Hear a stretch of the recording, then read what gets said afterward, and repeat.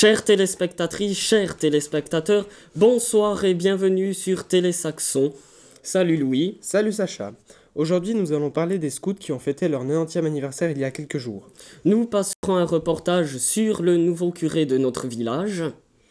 Suivi du vernissage de l'exposition temporaire du musée, une rétrospective. Puis un reportage sur le film La famille Molle. Ensuite, nous accueillerons sur notre plateau le club photo Le Déclic, qui sera suivi d'un film sur la récolte du miel dans les ruches. Après celui-ci, nous passerons un reportage sur le fort de Champais.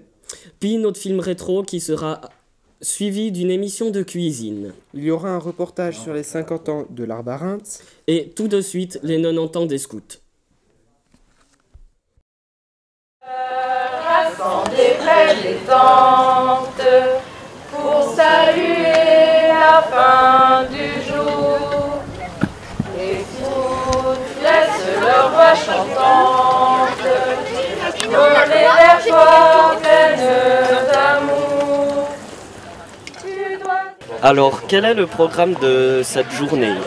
Alors pour aujourd'hui, on aura un petit moment officiel où on fera la montée du drapeau et où on chantera le cantique des patrouilles.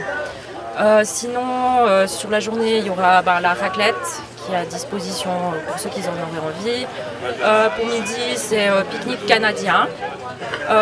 Sur toute la journée, on a à disposition beaucoup de jeux en bois surtout pour que les personnes puissent un peu se divertir. Et ce soir, on offre la soupe et on passe un petit moment autour du feu.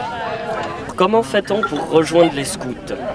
Alors tout simplement, faut venir aux réunions, par exemple pour les louveteaux, donc les enfants de 6 à 11 ans, il faut venir le samedi après-midi à 1h30 au local scout qui est vers l'église. Ils viennent, ils participent à la réunion et ensuite, si ça leur plaît, ils peuvent s'inscrire.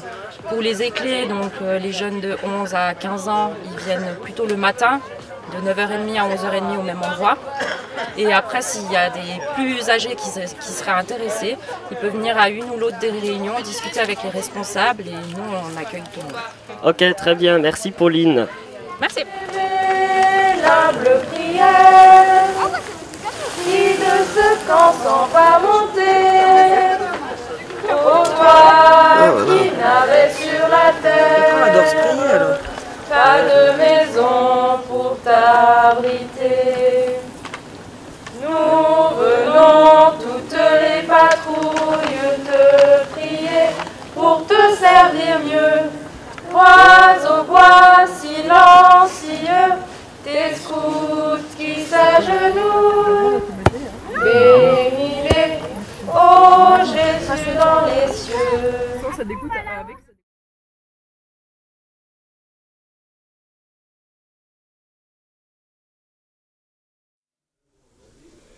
Et maintenant, un extrait du reportage de l'Arbre à Reims, reportage que vous pourrez visionner entièrement en fin de soirée.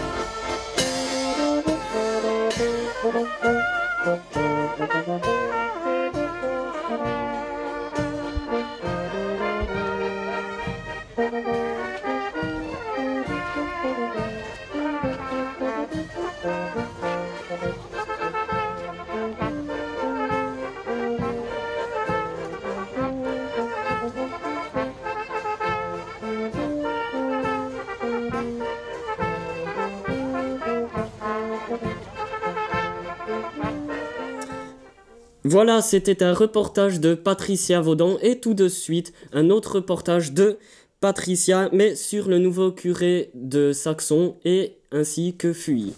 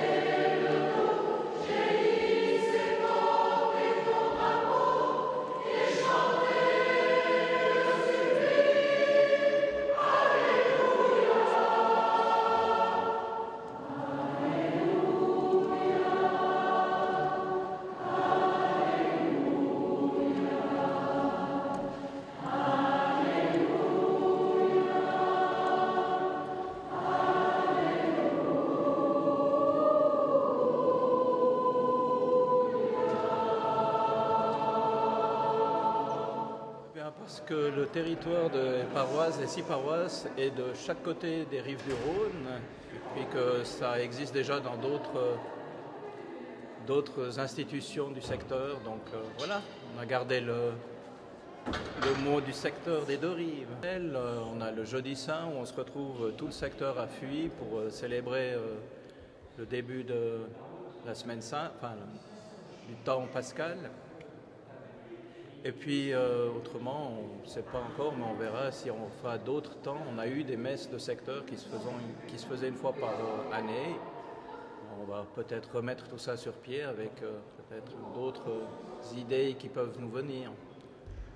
Je dirais que ce qui était spécial aujourd'hui, c'est que pour le secteur, eh bien, c'est l'installation des 3 curés solidairement nommés sur les 6 paroisses du secteur. Donc c'est la particularité de cette journée, de cette célébration d'aujourd'hui, où nous avons été bien installés, comme on dit, dans notre fonction dans les 3 paroisses, dans les 6 paroisses du secteur, avec chacun des répondances différentes. Ce qui veut dire que Rémi sera répondant des paroisses de Saillon et de Létron, Bruno des paroisses de Ried et Isérable, et je suis répondant des paroisses de Saxon et de Fuy. Donc voilà la particularité de la fête d'aujourd'hui qui a réuni justement tout le secteur pour que nous puissions nous réjouir ensemble de ce début de ministère que nous faisons ensemble les 3. Le Seigneur soit avec vous. C'est Dieu lui-même qui est la gloire des saints, leur gloire et leur bonheur. Et c'est lui qui vous donne part à leur fête, qu'il vous bénisse encore et toujours.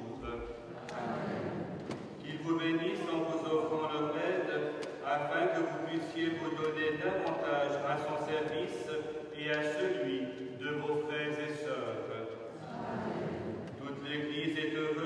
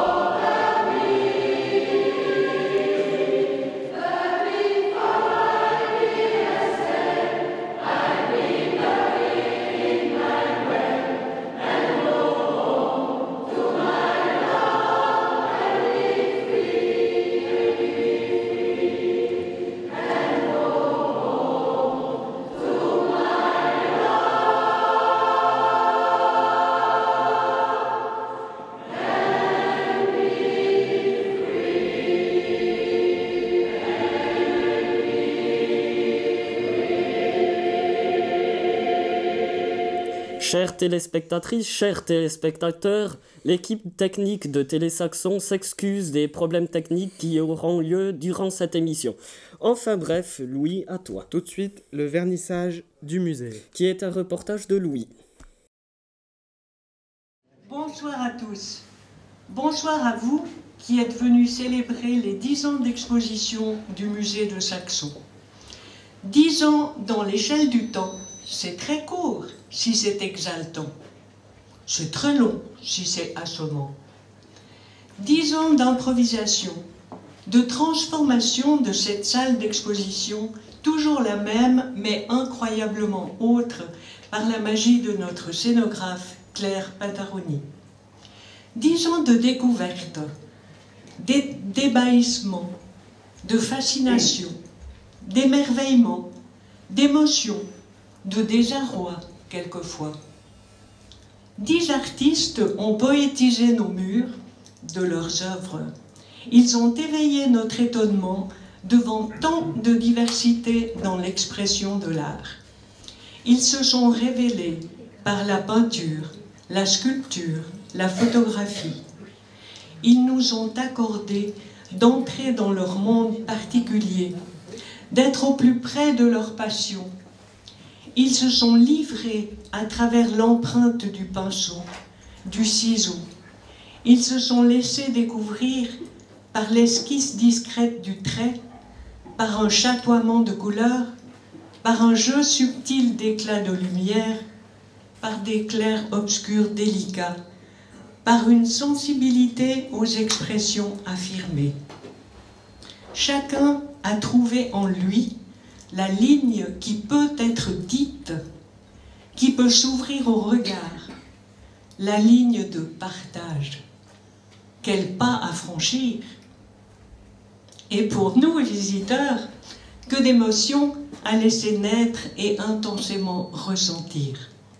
Merci, chers artistes, pour cette complicité visuelle, porte d'accès à votre vision de l'art.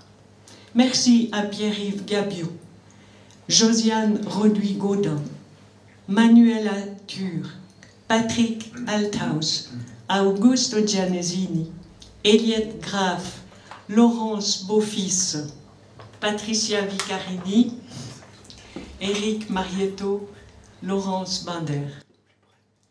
Vous étiez là au long de ces 10 ans et vous êtes tous présents ce soir. Quelle belle retrouvaille! Merci de tout cœur. 6 expositions thématiques nous ont fait entrer dans des mondes hétéroclites. Le milieu des collectionneurs, monde de passion et de passionnés, nous a entraînés à la découverte d'objets du quotidien, invisibles à nos yeux parce qu'utilitaires, et qui soudain, élus par une personne, deviennent objets de collection, aussi disparates que les tailles-crayons et les fers à repasser.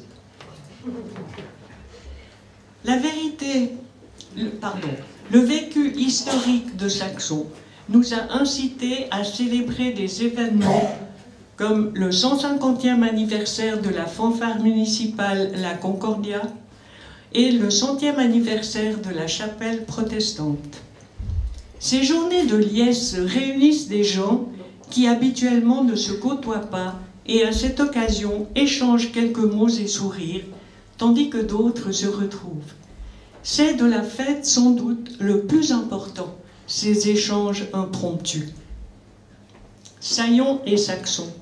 Le développement de ces deux bourgades reliées par un pont et une gare a évoqué la complexité économique d'une époque et mis en évidence l'esprit de commerce de ces hommes d'affaires.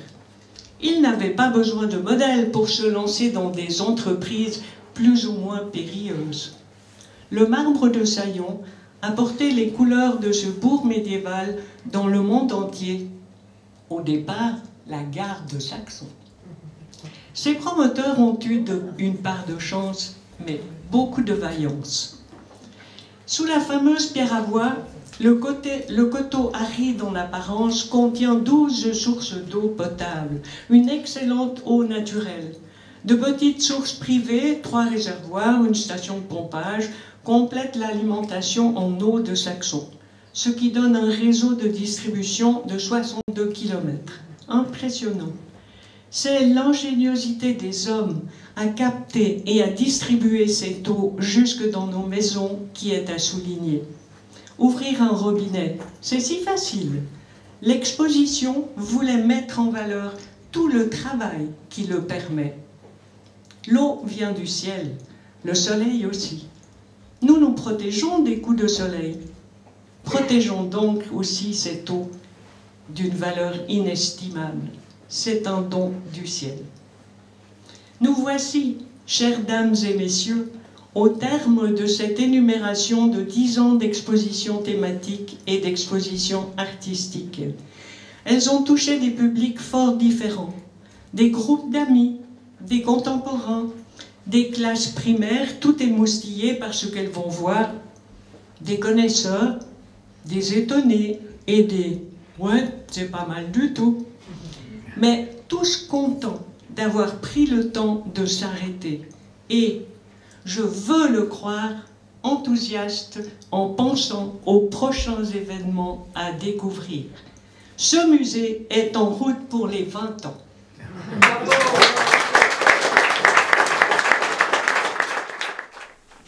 Et maintenant, un reportage sur la soirée cinéma de Gabriel Pescator, suivi de Steve et de ses invités.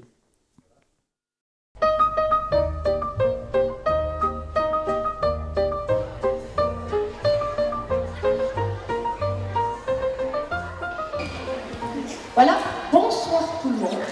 Je vous vois plus, je vois que des ombres, mais alors je suis très contente. Bravo les enfants.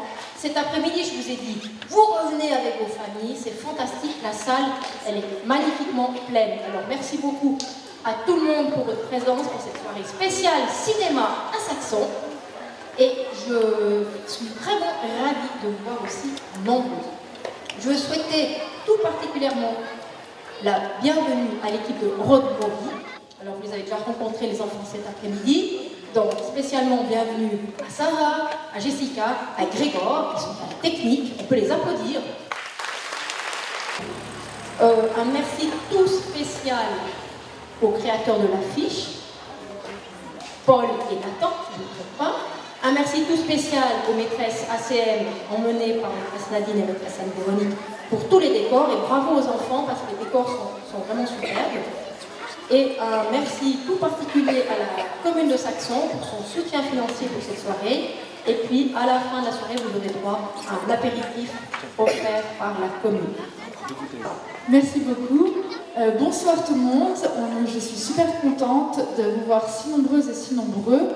Pour moi, c'est ma première soirée road movie cette année, puisque vous l'avez vu sur la carte, en fait, on est un cinéma itinérant qui voyage dans toute la Suisse.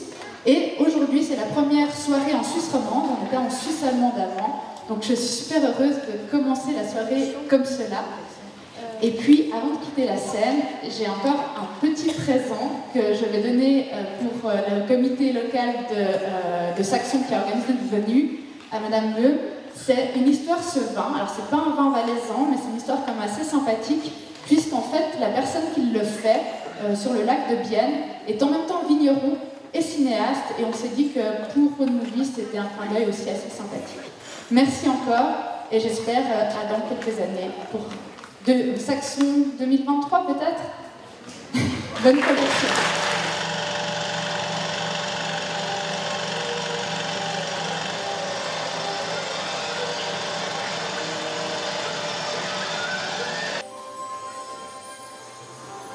C'est dans la paisible bourgade des Marmottines que vivent depuis toujours Papa Paul et les siens. Papa Paul travaille là-haut sur la colline, veillant à ce que tout se passe bien.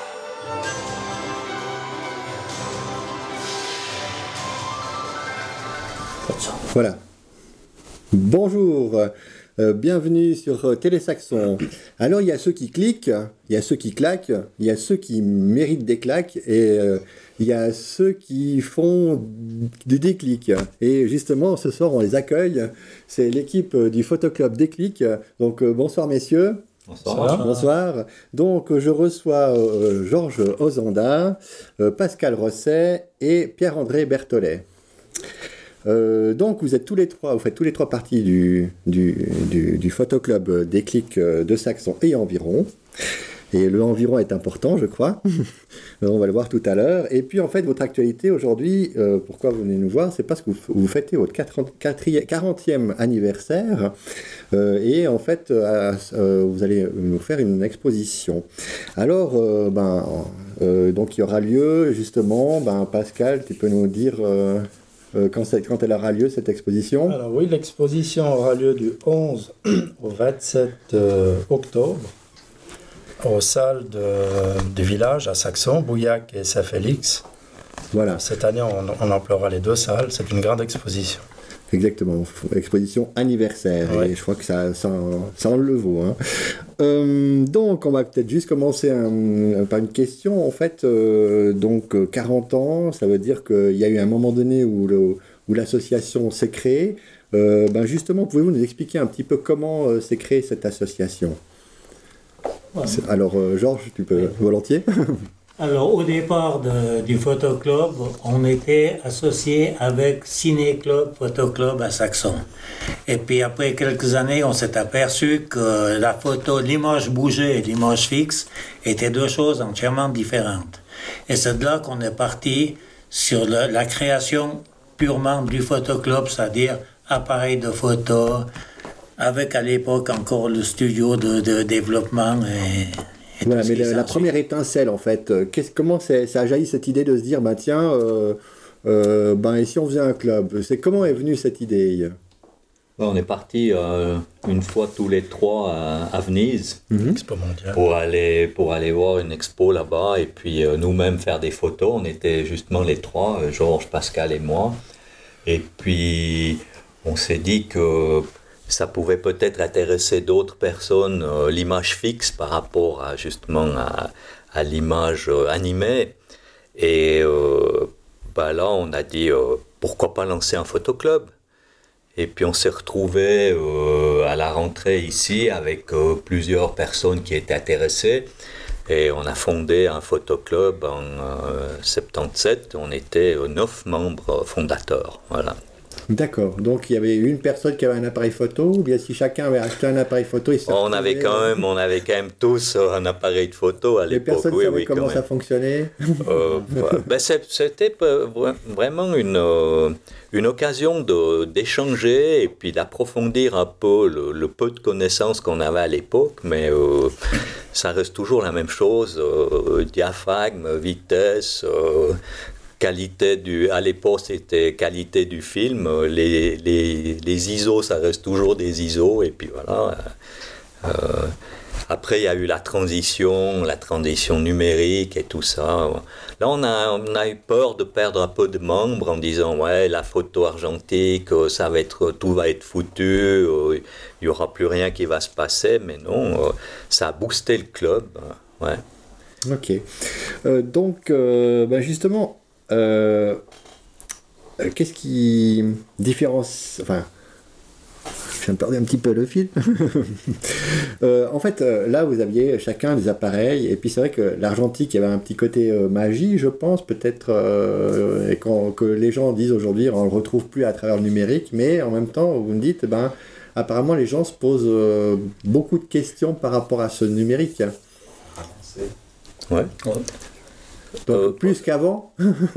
C'était plus facile avant en fait, c'est ça? Ça dépend pour qui. Parce que si vous prenez des gens qui commencent la photo maintenant, pour eux c'est très facile maintenant. C'est un peu les photos de masse maintenant, on mitraille et puis on trie après. Tandis que nous, on a plutôt encore un peu cet esprit de photographie à l'ancienne, de réfléchir avant, de travailler, de régler l'appareil comme on doit le régler, comme on le faisait avant, quand il n'y avait ni autofocus, ni exposition automatique. Donc, il y a un peu cette approche, même avec le numérique, de photo vraiment passion, parce qu'il y a moyen, avec un bon appareil numérique, à faire de la photo vraiment comme on le faisait avant. Et qu'est-ce que c'est une bonne photo? Puisque je pense que les gens, quand ils viennent chez vous, c'est pour se dire, on va faire des photos meilleures que ce qu'on fait, ce qu'on a fait jusqu'à présent. C'est une bonne question. La bonne photo, c'est comme je dis, c'est connaître son appareil, c'est savoir le régler. C'est pas mettre sur automatique et puis faire la photo, c'est savoir la profondeur de champ qu'on veut donner. C'est connaître la vitesse d'obturation pour un sujet en mouvement. Et là, on arrive à faire une bonne photo. C'est ces différences-là qui font que, à la base, on va faire une photo qui est différente. Et puis, vous, je pense que vous avez des sensibilités différentes, des émotions différentes à chaque photo. Alors, quelle est la spécificité ou la particularité de chacun au niveau des photos? Alors, chacun, c'est personnel. On a dans le club maintenant des gens qui font du paysage, qui font des portraits, qui font de la photo animalière, qui font de la macrophotographie. Ça, c'est le don de chacun, puis l'envie de faire la photo. Puis après, on a la photographie générale, qui est la photographie souvenir, reportage, ou des choses comme ça. D'accord. Et toi, ta photo que tu aimes bien faire? Alors moi, c'est le paysage. Et maintenant, ça fait 2-3 ans que je me suis lancé dans les reflets. D'accord, ok. Long du Rhône, dans les canaux et tout. Ok. Pierre-André? Alors, juste pour revenir, tu as posé la question avant de savoir ce que c'était une bonne photo. Moi, j'ai une définition assez simple d'une bonne photo. C'est une photo que j'aurais aimé faire. Oui, ça, c'est le truc. Voilà. Après, moi, beaucoup, c'est le paysage. Une photo de voyage et tout. Et puis, j'ai une série en cours depuis quelques années maintenant. Je photographie les bancs publics partout où je vais. Ok, oui. S'ils sont dignes d'intérêt ou bien pas, mais je photographie les bancs publics et j'ai pris l'habitude maintenant de m'asseoir dessus et de photographier ce qu'on voit depuis le banc public. D'accord. Et je trouve que c'est assez intéressant d'avoir ces diptyques-là, comme ça, voilà. Donc diptyque, c'est mettre deux photos. Les deux photos, une à côté de l'autre, ou plutôt une sur l'autre. Voilà. C'est une série que j'ai en cours maintenant. Voilà. Ouais. Et puis Pascal? Mais moi, j'ai fait un peu toutes sortes de choses. Avant, je faisais pas mal de paysages, de portraits, etc. J'ai fait un peu de photos aussi pour payer mon matériel. Je faisais des photos de mariage, etc. Et puis maintenant, ce que j'aime beaucoup faire, c'est des photos de rue. Et je me suis rendu compte, en regardant des archives, que j'avais commencé un peu par ça aussi. Alors, la photo de rue, c'est passionnant parce que on prend un matériel minimum, on fait le réglage à l'avance, on regarde arriver l'action, on se positionne, on fait l'instantané. Et ça, je trouve que c'est vraiment sympa. Le sujet qui n'est pas prévu d'avance, qui va surgir et qu'on découvre, je trouve que c'est bien. Donc un nouveau douaneau qui va surgir. Et puis justement, donc une des caractéristiques de votre club, c'est d'être très éclectique. Hein. Donc, alors qui c'est qui peut m'expliquer en fait justement la particularité du club Déclic Photo de Saxon et environ. Justement, avant vous m'avez dit. Nous les professionnels, on les laisse à la porte et puis en fait on a donc qui c'est qui m'explique un petit peu votre particularité en fait qui fait que les gens viennent chez vous votre club par rapport à d'autres peut-être qui cherchent un club qui a une autre façon. On n'a pas de jugement vraiment violent sur les membres qui viennent, disons, c'est ça. On n'a pas de critiques négatives, il y a toujours des critiques à faire. Alors il faut les apprécier, il faut les prendre. Mais on ne critique personne, on tâche d'être ouvert beaucoup à tous les membres. Donc il n'y a pas de professionnels qui sont membres du club, mais on les accueille volontiers pour des conférences ou pour des séances pour nous apprendre des choses. Ça, c'est très important, je pense. Ok. Et puis, comment s'organisent justement vos réunions? Alors, nos réunions, on a une réunion mensuelle, tous les premiers lundis du mois, dont le comité fixe un thème. Alors, le thème, c'est la discussion de base de notre réunion.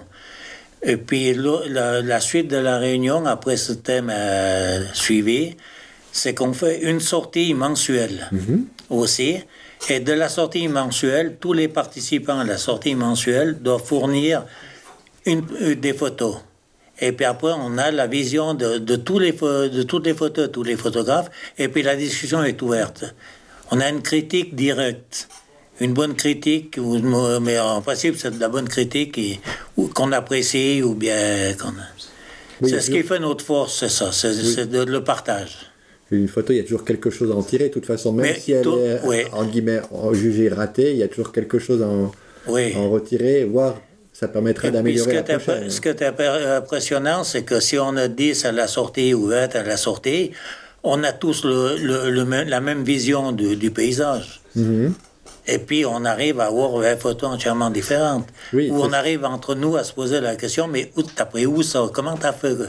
Ouais, c'est le cadrage, c'est l'œil du photographe. C'est la personnalité.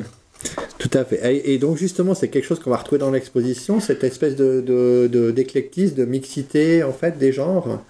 On retrouve ça dans l'exposition que vous allez nous proposer actuellement. Oui, tout à fait. Donc le thème, l'expo, les photos sont libres. Par contre, on a cette année, un peu exceptionnellement, un thème traité, qui est au fil du Rhône. Et chacun doit présenter une photo. On aura tous le même cadre, tous le même format de photo, 30-40. Mais sinon, en général, dans nos expositions, on ne présente pas de thème, on ne présente plus de thème imposé. Ça vient du fait qu'avant, avec l'argentique, si on imposait un thème, toutes les personnes ne s'intéressaient pas à ce thème-là, et ça coûtait de l'argent pour faire les photos, pour les développer. Donc, c'était plus compliqué quand même que maintenant en numérique, où ça coûte quand même moins cher. Ok. Pierre-André, tu peux nous dire quelque chose justement sur l'exposition? Alors, comme Pascal l'a dit, un des temps forts, c'est justement le fait qu'on doit tous présenter une photo sur sujet au fil du Rhône. Donc, il y a 800 et quelques kilomètres pour développer, c'est déjà bien. Le deuxième temps fort, c'est que chacun a 2 mètres linéaires pour présenter son travail, soit de l'année écoulée, puisqu'on fait une exposition, c'est aussi la 40e exposition. Donc on a un thème, on peut présenter les photos de l'année écoulée ou bien rechercher dans les archives si on a été un peu flemmard. Et puis la troisième des choses, c'est qu'on aura entre autres une animation qui est assez sympa les week-ends, c'est que vous pouvez vous faire tirer le portrait par un des membres du photoclub dans un studio qui sera aménagé et tout.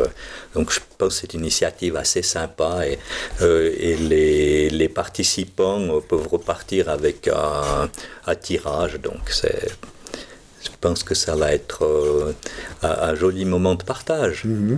Justement, aussi, Georges, tu peux nous dire quelque chose sur le côté partage de l'exposition? Est-ce qu'il y aura, je sais pas, un moment donné où en fait, il y a un vernissage, j'imagine Ben oui, on a le vernissage le vendredi, le 11. Et après, un vernissage avec un bar où les gens sont accueillis, ils peuvent boire un verre et tout. Et puis après, dans le restant de la durée de l'exposition, il y a toujours au minimum 3 membres du club qui est là pour accueillir les visiteurs, les guider, leur expliquer et tout. Ils ne sont pas livrés à eux-mêmes dans l'exposition. Dès que l'exposition est ouverte, il y a toujours quelqu'un du club qui sera là pour les accompagner et leur répondre aux questions. Très bien. Et on rappelle alors les dates et où ça se trouve? Parce que moi-même, j'ai déjà oublié depuis quand on m'avez lancé dès le départ. Alors, il faut regarder Télésaxon. Voilà, exactement. Dessus. Les dates, c'est du 11 au 27 octobre. Le vernissage est le vendredi 11 dès 18h. Et les horaires sont du mardi au vendredi de 17h à 20h. Et le samedi de 14h à 20h. Et le dimanche de 14h à 18h. C'est la première fois que vous faites une exposition comme ça sur une durée de 2 semaines? Sur 3 week-ends, oui. Ouais, 3 week-ends, sur 3 week-ends, oui. Et je pense que c'est bien, parce que c'est vrai que les gens, en fait, ça passe tellement vite qu'il faut les choper au vol. Mais je pense que c'est bien aussi d'être là, d'être présent et puis de pouvoir justement accueillir les gens. J'avais une question, mais qui m'est sortie de la tête. Donc moi, je pense que l'important, c'est que les gens viennent à l'exposition. C'était pas seulement que vous avez quelque chose encore peut-être à dire comme ça. Donc, oui, dis seulement. On a poussé cette exposition sur 3 week-ends pour la bonne raison que maintenant le photoclub devient très très important. On a 67 membres actifs. Bravo. Qui viennent de Sierre à Montet. Parce qu'on est le dernier photoclub du Valais roman vivant. Ok, ça c'est important de mentionner. En faisant cette durée sur 3 week-ends, ça permet à tous les amateurs de photos de tous les districts de se déplacer, de venir voir leurs amis, le photographe et tout. En tout cas, une chose qui est claire, c'est que vous avez toujours la passion. Je vois aussi, c'est que la photographie, ça permet de rester jeune et actif, en tout cas. C'est pas toujours facile à suivre avec l'informatique actuelle pour nous, mais effectivement, nous sommes les 3 membres fondateurs qui restons actifs à la société. Oui. Non, bravo, en tout cas, puis une société qui compte 60 membres passés, franchement, oui. Bravo, puis qui s'expand en plus, justement, parce que comme on disait tout à l'heure, on pensait qu'avec la transition numérique, les gens tous avec le smartphone, puis là, non, justement, mais bon, je pense qu'aussi, c'est que ça tient à vous, à votre énergie, à votre sympathie, et puis ben voilà, en tout cas, bravo, et puis continuez encore et encore. Merci. En tout cas, merci d'être venu sur notre plateau pour parler justement de votre activité, de votre actualité, et puis en tout cas... oui. On voulait quand même remercier la commune de Saxum, qui est un grand partenaire pour nous, puisqu'on a une salle de réunion tous les lundis du mois, qu'on peut faire le premier lundi une réunion photographique, le deuxième, le troisième, on peut faire des ateliers photographiques et tout. La salle Saint-Félix est à notre disposition pendant toute l'année, tous les lundis.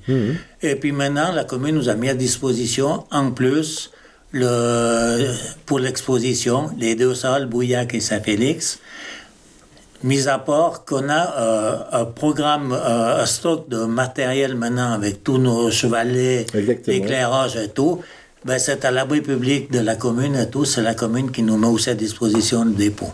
Non, mais en tout cas... Alors, on dit un grand merci à la commune. Oui, mais je pense que chacun s'y retrouve. Oui. Et oui, effectivement, merci, on a quand même une commune qui facilite en tout cas... pour les sociétés de ce côté, on est bien. Donc, en tout cas, alors un grand merci d'être venu. Et puis, certainement qu'une caméra Télésaxon traînera du côté de chez vous. Oui, vous êtes bienvenus. Voilà. Puis on espère de voir tous les saxonnaires à l'exposition. Oui, surtout, exactement. Voilà. Le saxonnaire n'est pas facile à déplacer, mais là, je pense qu'il va se déplacer. Alors, je vais continuer mon émission. Alors, je fais juste un petit teaser, en fait, parce qu'il y a eu 2 choses. Un, c'est qu'on a eu 2-3 petits soucis techniques, mais je pense qu'ils vont être réparés et puis qu'on pourra profiter en fait du reportage des 50 ans du groupe folklorique de Saxon, en fait un reportage qu'on verra en fin d'émission. Nous aurons aussi, je profite, on a 2 jeunes qui ont fait une émission culinaire, donc tous ceux qui aiment bien la cuisine, c'est tout à l'heure.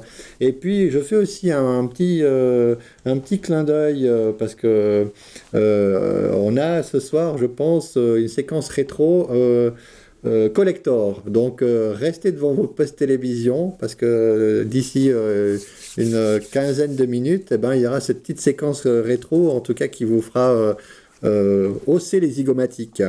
Et puis là on va continuer notre programme de ce soir avec donc le reportage sur les ruches que nous avons commencé en fait depuis le début. Donc là ça arrive gentiment à la fin de l'année, donc on a suivi Romain et ses abeilles jour après jour, et maintenant quand on a bien travaillé toute l'année, normalement on récolte en fait le fruit de son travail, et puis là justement il récolte le fruit de ses abeilles, le miel, et en fait on va voir comment qu'il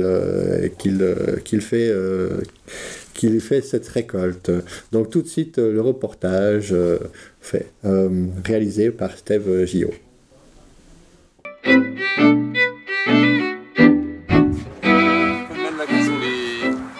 Sont les chefs quoi, okay. Et celles qui font tout le boulot.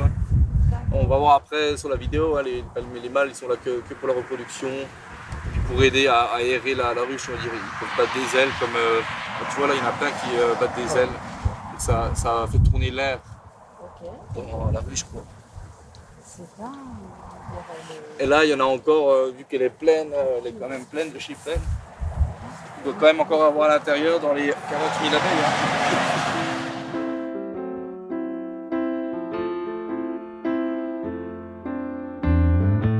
L'abeille qu'on a chez nous, donc c'est une abeille, c'est un insecte social qui vit en communauté, comme on a pu voir, et ça abrite à peu près 50 000 individus en été.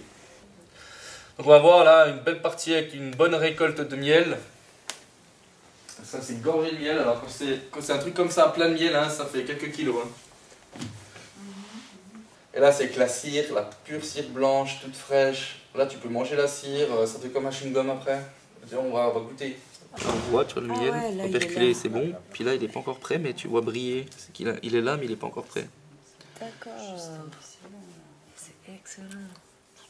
Ah, puis là c'est du miel. Voilà, c'est du miel, mais il n'était pas prêt encore, toi, mais bon, il est bon quand même. Tu vois, une cuillère de 10 grammes de miel à une cuillère, ça fait à peu près 174 000 fleurs. Hein.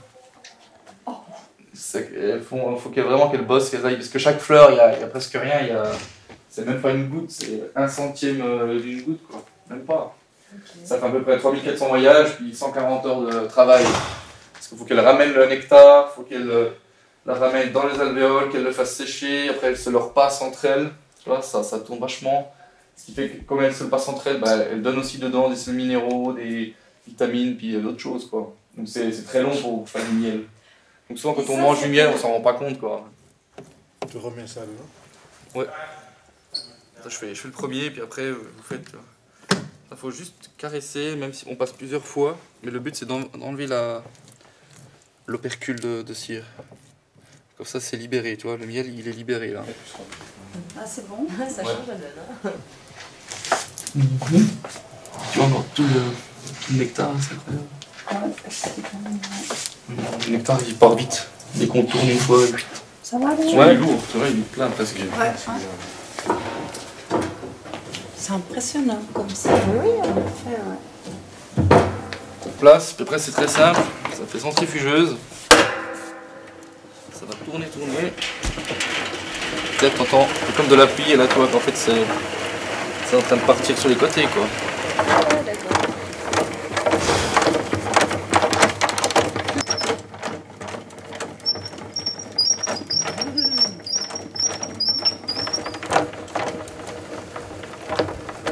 Voilà, c'est bon. Ça va? Donc ça coule en bas, alors après il suffit de filtrer. Pour avoir une belle filtration. Donc là, j'ouvre à 3, 2, 1.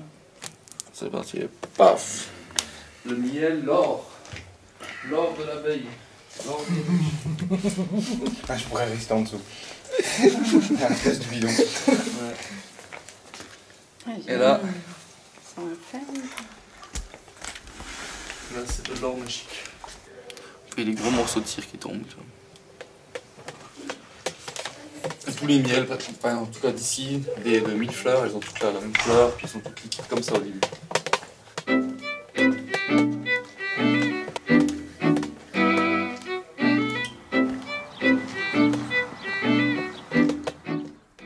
Et tout de suite, le reportage sur le fort de Champey.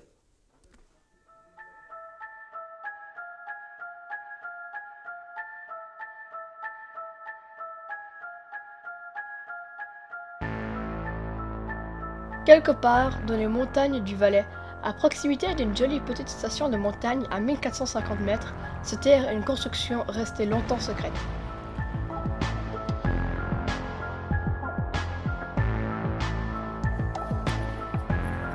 En ce mois d'août 2019, j'ai rendez-vous avec mon guide pour partir à sa découverte.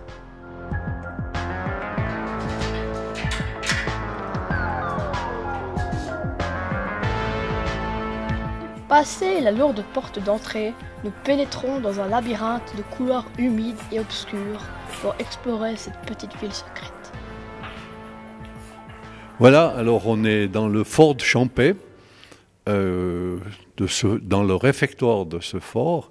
Je m'appelle Jean-Pierre Salamin, j'étais ancien commandant de ce fort, je suis actuellement président de l'association Profortress qui gère une quarantaine d'ouvrages ici dans les Dranses. Il doit son existence au fait qu'en 1815, le Congrès de Vienne a déclaré que la Suisse était neutre, mais qu'elle devait être neutre et armée pour laisser les passages, l'obligation de laisser ouverts tous les passages en Suisse des cols entre le nord et le sud. Ce fort a été construit en 13 mois, du 1er octobre 1941 au 1er décembre 1942, au moment où Hitler et Mussolini se sont mis d'accord d'envahir toute l'Europe. Dans le fort, on va trouver la partie de combat, c'est-à-dire là où il y a les canons, là où il y a des magasins de munitions, là où il y a les salles techniques pour faire fonctionner ces canons, pour faire les calculs de tir. Et puis après, il faut loger tout le monde. Donc ici, on est dans le réfectoire qui pouvait accueillir une centaine de personnes. Il y a des cuisines, il y a des chambres pour les soldats. Il y a 3 chambres qui étaient une pour l'infanterie, l'autre pour l'artillerie et la troisième pour ce qui s'appelait les services, c'est-à-dire les chauffeurs, les gens qui desservaient les machines et ceux qui faisaient la cuisine. Nous nous enfonçons toujours plus profondément dans les entrailles de la montagne.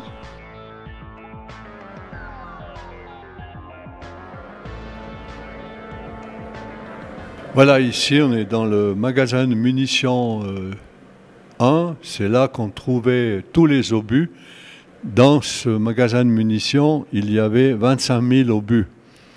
Mais on n'avait pas le droit de venir chercher ici tant qu'on pouvait aller se servir, se ravitailler normalement. On avait un lot de munitions et chaque fois qu'on en tirait une partie, on pouvait rechercher sur les places de ravitaillement. Ici, c'était de la réserve. En principe, on disait que ce fort devrait pouvoir survivre pendant au moins 6 mois.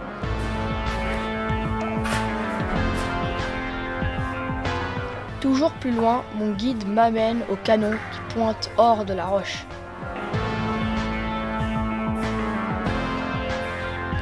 Voilà, alors on est dans un canon 15 cm, c'est un canon Bofors. Donc c'est un canon suédois, 10,5 cm, c'est le diamètre du tube, c'est aussi le diamètre bien sûr des obus. Ici dedans, il y avait 12 personnes pour desservir, il y avait un pointeur, le chef de pièce bien sûr à côté, un tireur, puis après derrière il y avait un chargeur qui mettait dedans l'obus. Les tuyaux qui sont là, ce sont des tuyaux qu'on peut brancher à son masse à gaz, mais sans le filtre. Et l'air qui vient dans ces tuyaux, elle arrive de la salle des machines. Donc ça, c'était en cas de risque de CO2.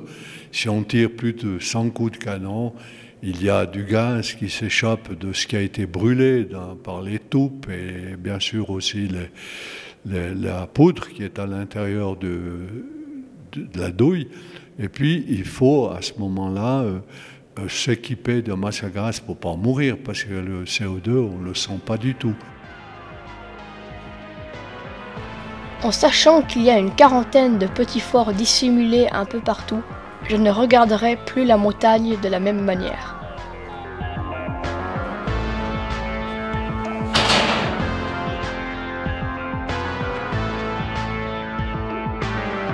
« 600 mètres de galeries relient les différents postes de combat et lieux de vie. Il vaut mieux ne pas se perdre et risquer d'être enfermé ici. »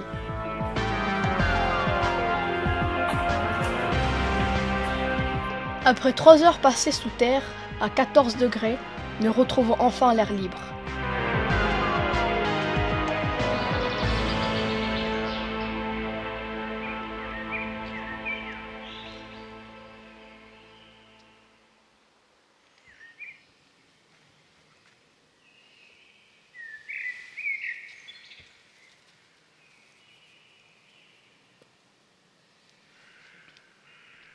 Voilà, c'était un reportage de Thomas et Robin Croza.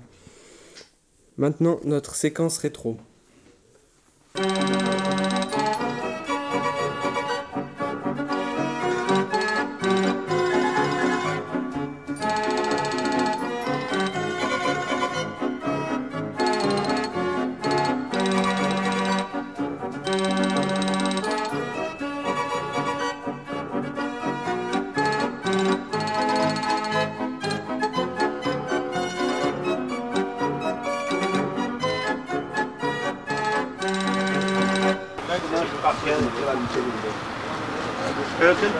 Faites déjà ça. Je prends les parquets.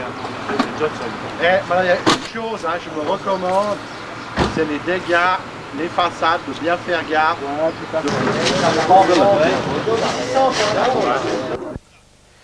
Un cours de protection civile a été organisé au début novembre pour mettre en place la numérotation de tous les bâtiments du village. Ces numéros qui sont obligatoires servent à la PC et au service postal dans l'optique d'un tri automatique du courrier.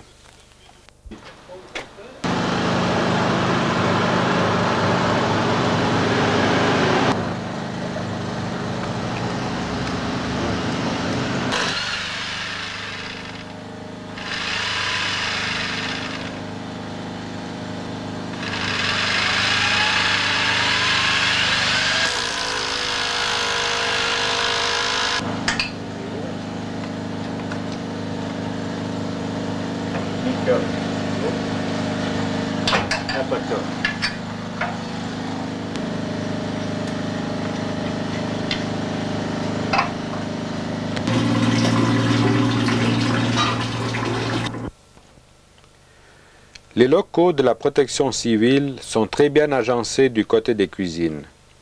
En plus, à Saxon, nous avons la chance d'avoir une brigade de cuisine qui pourrait facilement travailler chez Maître Girardin.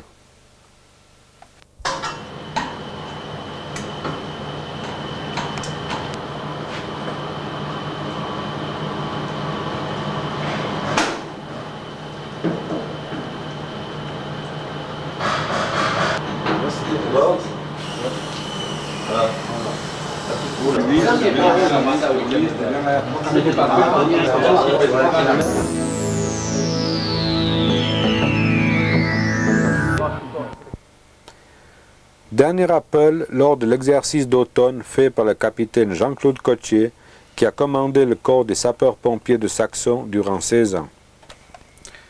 Si nous avons l'habitude de voir le côté face, c'est-à-dire le sérieux de nos hommes du feu, nous vous montrons ce soir en grande première le côté pile, pour ne pas dire sex à pile de nos pompiers.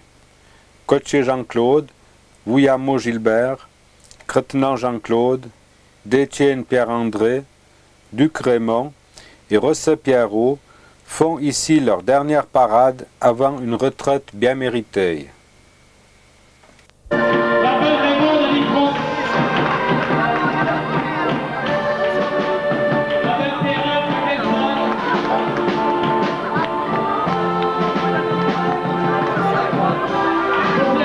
Ce soir, nous avons l'honneur de recevoir à Télé Saxon 2 capitaines des pompiers.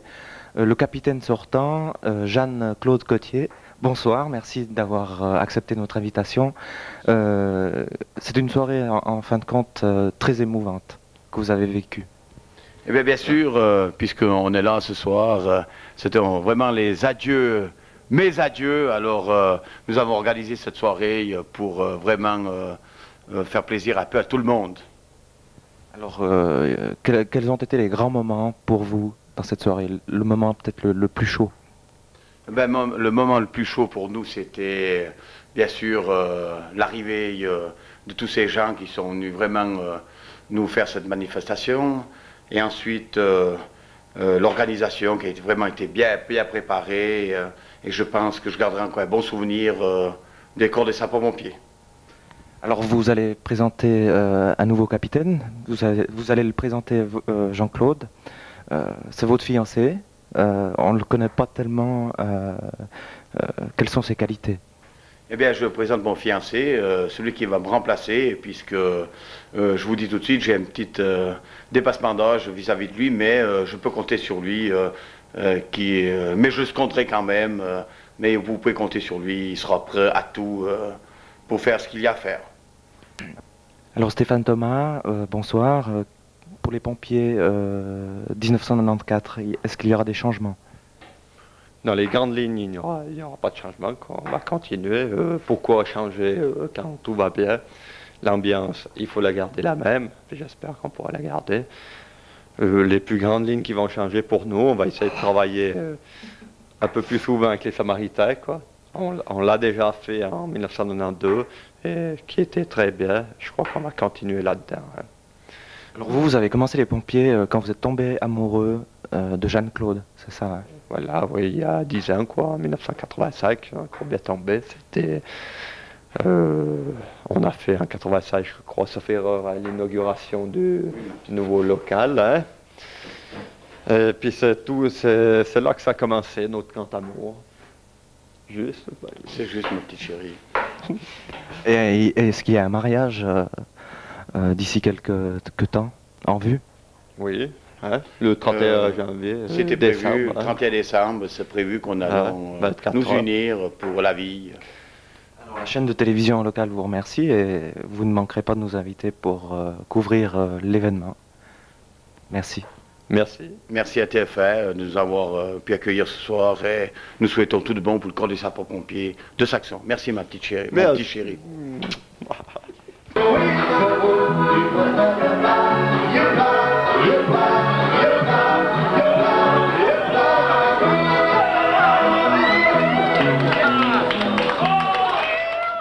Pour notre avant-dernière séquence, il s'agit d'un projet de fin de scolarité obligatoire réalisé par Léna Dorsa et Sacha.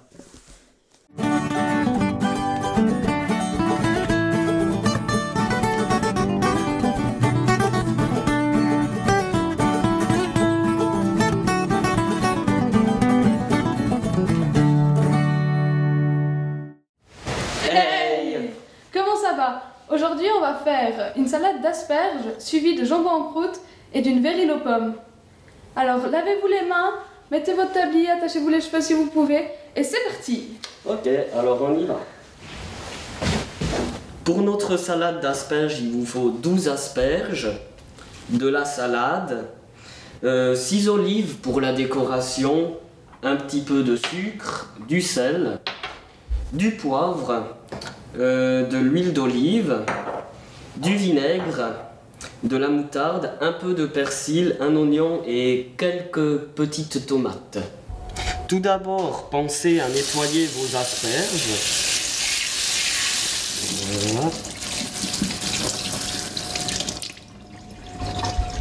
Ensuite, vous coupez un petit peu le bout. Voilà, mettez dans votre poubelle de table et vous commencez à peler votre asperge.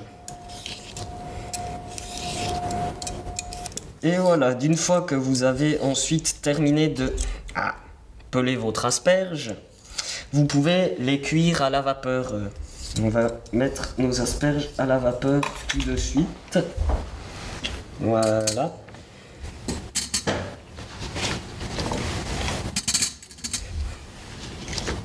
Et vous les laissez cuire jusqu'à ce qu'elles soient prêtes. Ensuite, vous mettez un quart de cuillère à café de sel.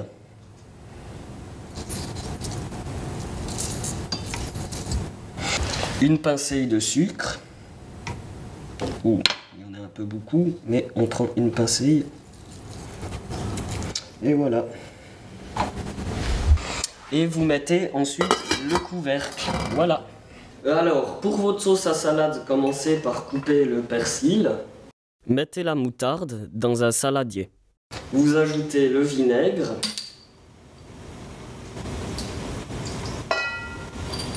Et voilà. Ensuite le sel. Une petite pincée, vu que les asperges sont déjà salées. Et voilà. Ensuite le poivre. Voilà. Vous mettez le persil et ensuite vous mélangez.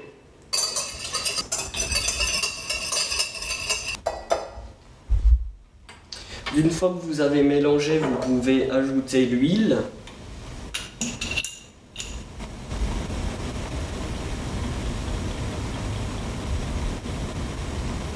Et vous mélangez le tout. Rincez délicatement vos feuilles de salade. Du coup, vous prenez vos tomates et vous les coupez par le milieu dans le sens de la longueur. Elles serviront aussi de garniture pour notre salade d'asperges. On va contrôler si nos asperges sont prêtes. Ouais, elles sont tendres, alors c'est bon. On va mettre ça là en attendant. On prend ceci et on le met sur une assiette et on n'oublie pas d'éteindre la plaque de l'autre sens. Voilà. Et on met ça de côté. Alors, on a un oignon de printemps à couper, mais avant, il faut le nettoyer. Comme il faut.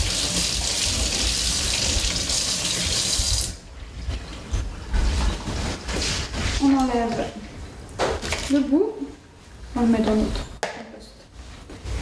En petites lamelles.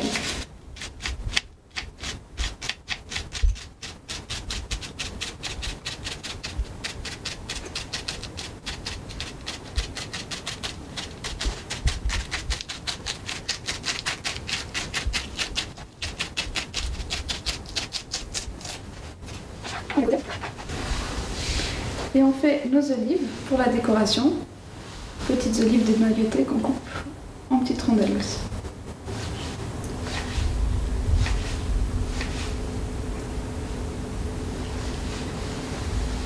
Pour la pâte à pizza, il vous faudra 4 décis d'eau, un petit peu de lait, 3 cuillères à soupe d'huile d'olive, 700 g de farine, environ 30 g de levure fraîche et une pincée de sucre.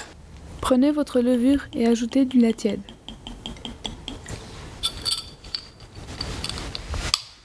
Et une pincée de sucre pour la faire se réveiller.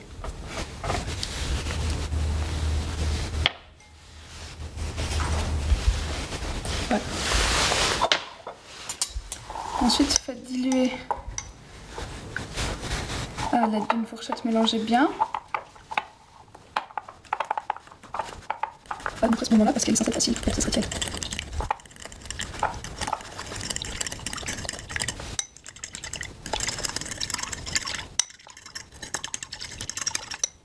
Voilà. Versez vos 700 g de farine.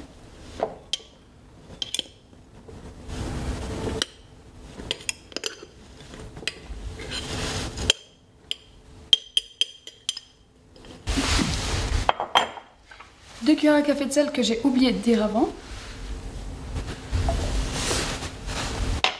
Mélangez déjà de la main. Faites un puits et mettez la levure diluée dans le lait.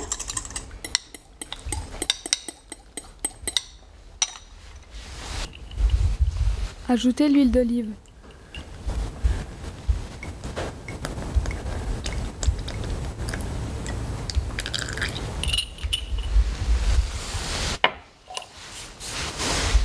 Et l'eau, mais il ne faut pas tout mettre l'eau par rapport à la farine si elle est plus ou moins sèche et parce qu'on a déjà un peu de lait.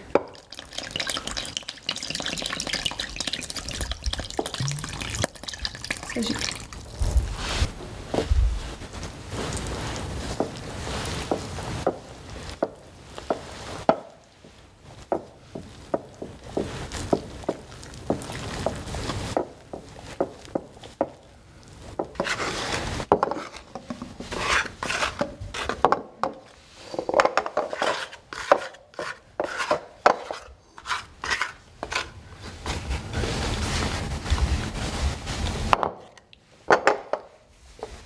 Et pétrir.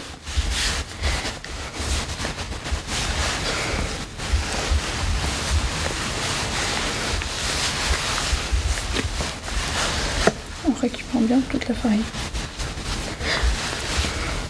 Il faut pétrir la pâte environ 10 minutes jusqu'à ce qu'elle devienne souple, lisse et douce. Voilà. Voilà, après 10 minutes de pétrissage, une jolie boule de pâte. On la remet dedans le plat, on humidifie un linge.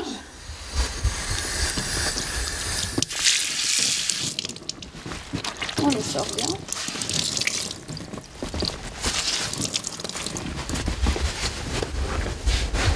On couvre notre pâte et nous voici partis pour 1 heure de repos où elle va gonfler.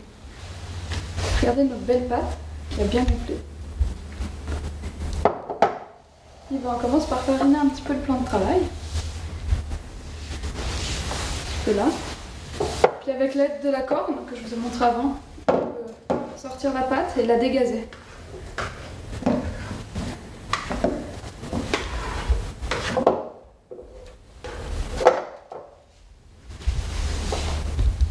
Un peu de farine.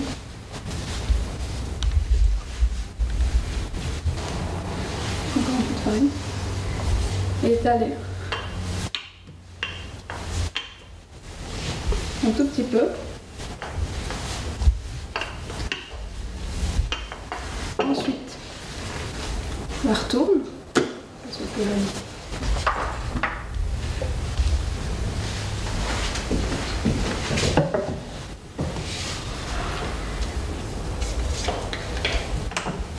Le jambon, il ne faut pas oublier d'enlever le fil autour.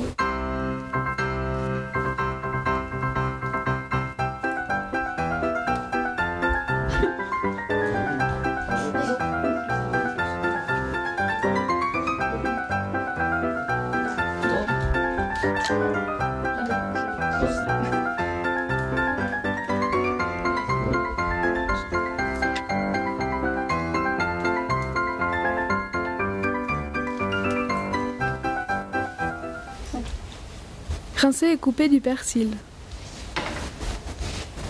Moi, ce que je fais, c'est que je badigeonne le jambon avec de la moutarde. Je mets le persil autour, puis après, on va mettre la croûte.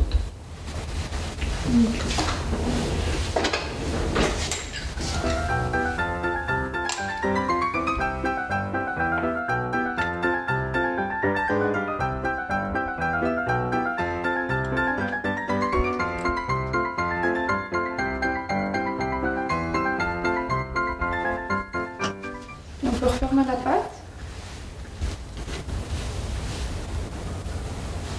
Tout joliment. Puis on ferme. Pensez à préchauffer le four.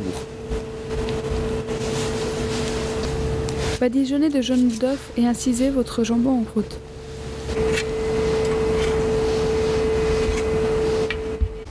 Maintenant, mettez votre jambon en croûte dans le four chaud à 200 degrés pour 1 heure. Pensez à gicler de temps en temps pendant le cours de la cuisson pour que la croûte ne soit pas trop dure. Voilà, comme ça. Alors, notre jambon en croûte est prêt. Il faut le sortir du four sans oublier les gants.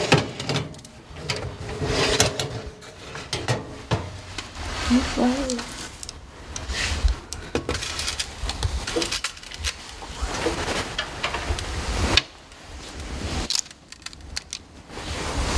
Voilà, alors maintenant on va préparer notre dessert qui est une verrine aux pommes. On va commencer par faire une crème pâtissière. Donc, première chose à faire, mettre les 6 décis de lait dans une casserole.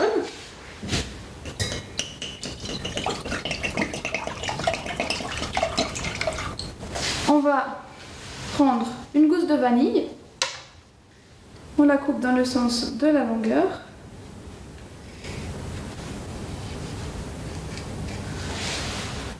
On l'ouvre, on récupère les graines qu'on va mettre dedans le lait et on met la gousse, elle aussi, dedans le lait pour faire infuser. Voilà, on mange un petit peu et laisser chauffer le lait jusqu'à ébullition. On va mettre 4 œufs ou 8 jaunes d'œufs, mais on va mettre 4 œufs, c'est mieux.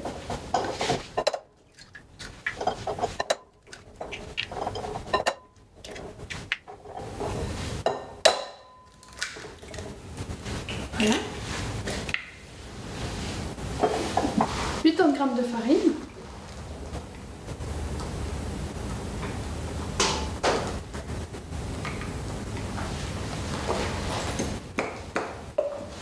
G de sucre.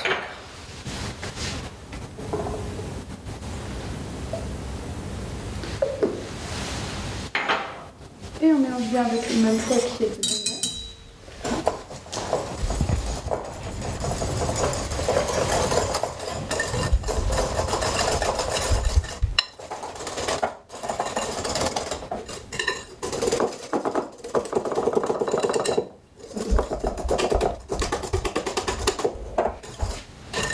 Quand votre lait est chaud, vous pouvez enlever la gousse de vanille, la mettre dedans le plat. Ensuite, verser le lait dans le mélange d'œufs en touillant.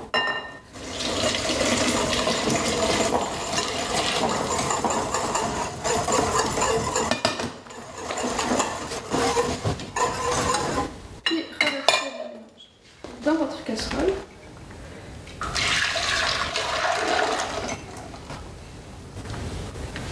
Remuez sans arrêt jusqu'à épaississement.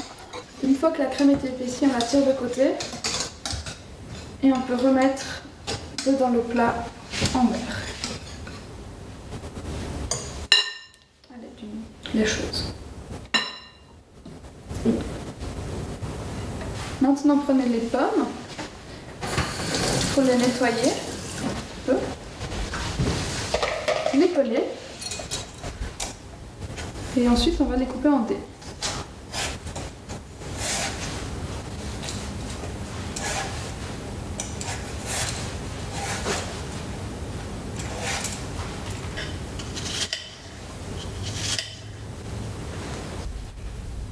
Faites fondre votre beurre dans une plaque chaude. Quand votre beurre est fondu, mettez vos petits carrés de pommes.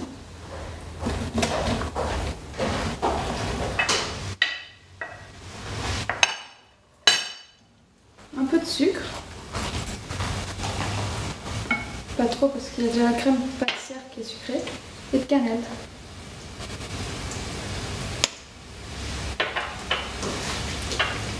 Faites refire les pommes jusqu'à ce qu'elles soient bien cuites. Et un petit peu dorées.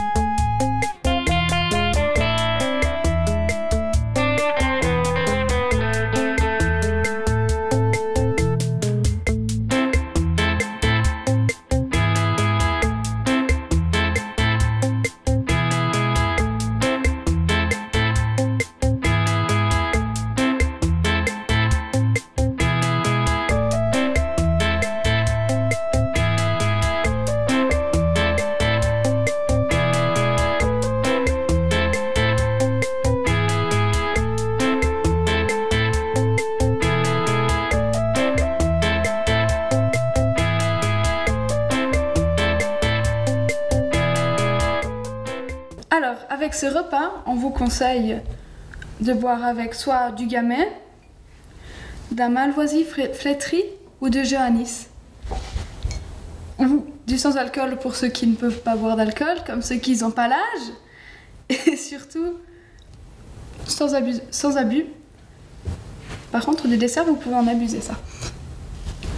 Merci. C'est bon. Hey!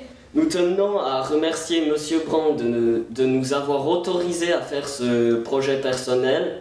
Aussi remercier Monsieur le directeur qui nous a aussi autorisé à faire ce projet personnel. Nous tenons aussi à remercier Télésaxon pour nous avoir prêté les caméras et le matériel nécessaire. Et surtout un grand merci à Madame Dorsa qui est venue ici tout le mercredi après-midi pour nous superviser. Et ciao! Alors au revoir!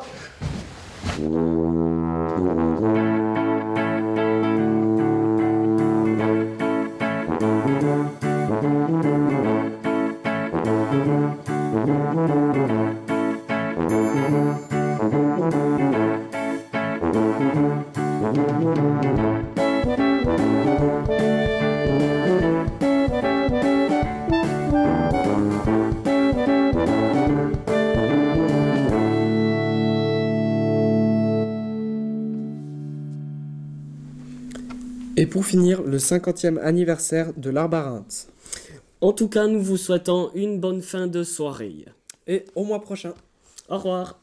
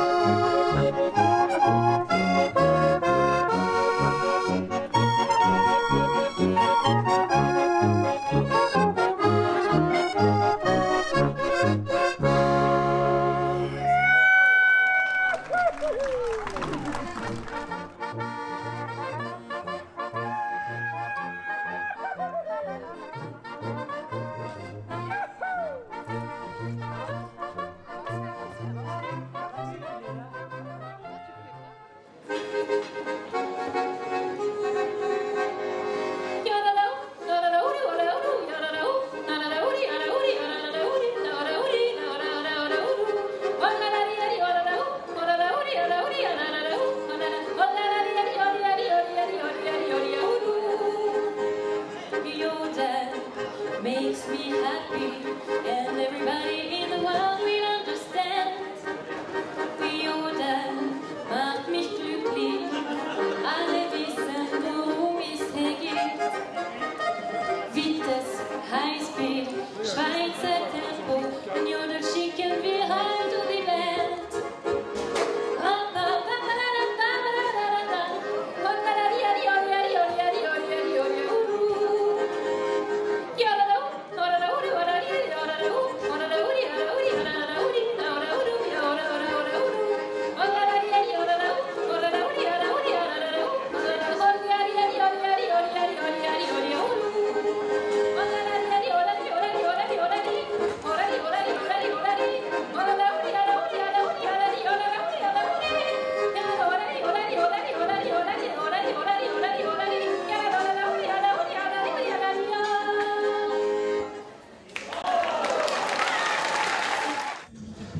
À tous les membres actifs et passifs de l'Ambarens, à tous les membres du groupe folklorique des Trezins de Fin-Haut, Rien Balassine, avec lequel nous nous produisons artistiquement depuis 2011, à nos généraux donateurs et sponsors, à tous les bénévoles, chers amis des Saxons, mesdames et messieurs, merci.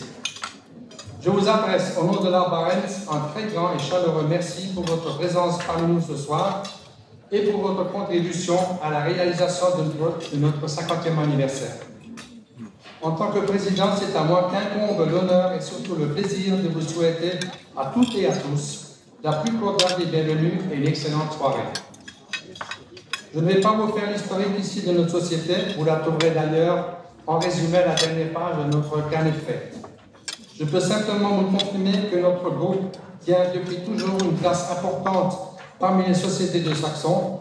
Elle participe pratiquement à toutes les fêtes locales, cantonales et souvent aux fêtes fédérales et internationales, notamment aux Européades de Malaga, d'Anvers, de Vienne, de Martinique, de Bordeaux et de Viseu, dernièrement au Portugal. En 1999, elle a même organisé la fête cantonale des costumes. La dernière grande étape de notre groupe fut la collaboration artistique en 2011 avec le groupe folklorique des Trezins de Fin-Haut, suite au manque d'effectifs. C'est pourquoi, depuis cette date, nous avons la chance de pouvoir nous produire en Suisse et à l'étranger, en moyenne une douzaine de fois par an, ce avec 10 couples et un orchestre. Maintenant, place à notre soirée qui, comme vous le savez, est assurée par la participation de 8 groupes folkloriques qui s'alterneront l'un après l'autre. Ce sera notre présentatrice Véronique, ici présente, vous avez connu tout à l'heure, qui vous les présentera au fur et à mesure de la production et qui vous tiendra d'ailleurs au courant des différentes étapes de notre soirée et qui veillera au bon déroulement de celle-ci. Je vous remercie de votre attention et que vive le folklore valaisan.